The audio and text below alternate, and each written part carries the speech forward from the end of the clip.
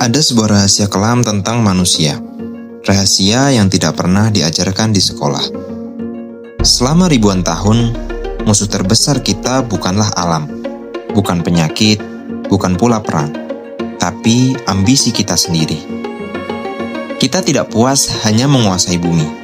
Kita ingin mengalahkan kematian, mengedit kehidupan, dan mengubah diri kita menjadi sesuatu yang lebih. Sesuatu yang hampir seperti Tuhan.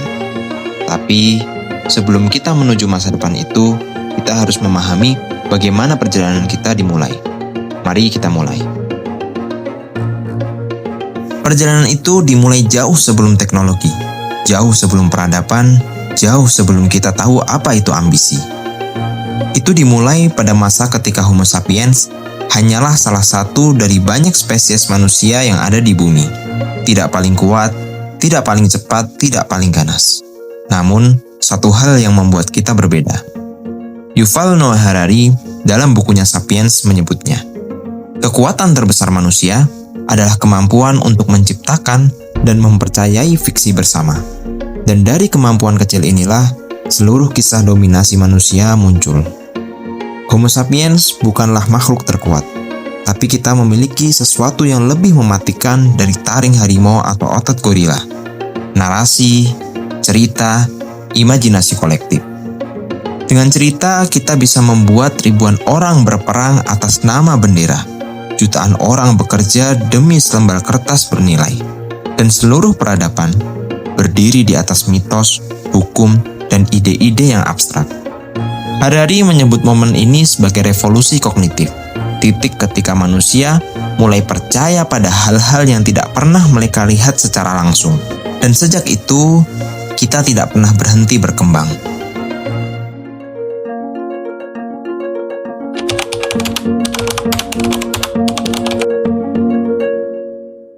Ketika manusia mulai menetap, kita memasuki revolusi pertanian.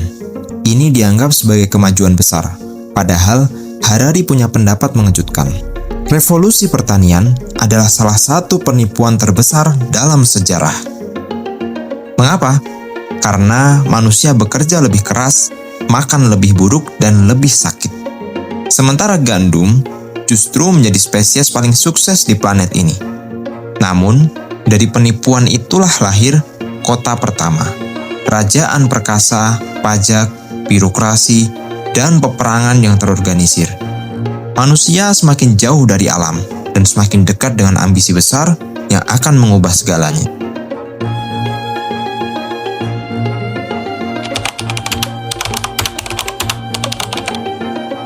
Dalam Homo Deus, Harari menjelaskan bahwa manusia kini punya 3 proyek utama. 1. Mengalahkan kematian. Kematian tidak lagi dianggap takdir. Ia dianggap sebagai error system yang dapat diperbaiki melalui rekayasa genetik, manipulasi sel, hingga penelitian umur panjang. Yang kedua, mendesain kebahagiaan. Manusia ingin mengatur emosinya dengan antidepresan, teknologi neural, hingga AI psikologis. Yang ketiga, menciptakan kehidupan baru.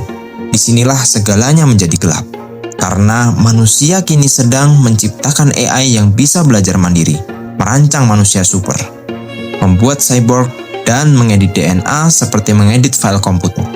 Harari menyebut era baru ini sebagai era dataisme, ketika data lebih penting daripada manusia.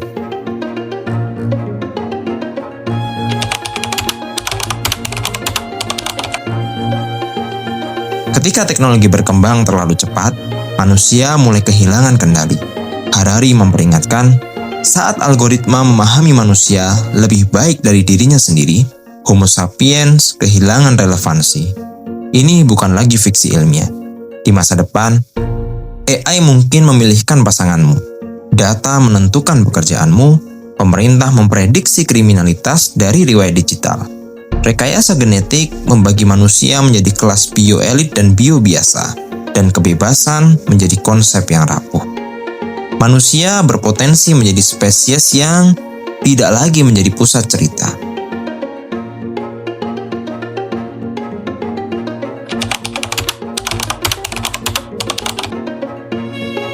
Harari tidak menulis untuk menakut-nakuti. Ia menulis untuk mengingatkan kita bahwa teknologi melaju jauh lebih cepat daripada moralitas dan hukum.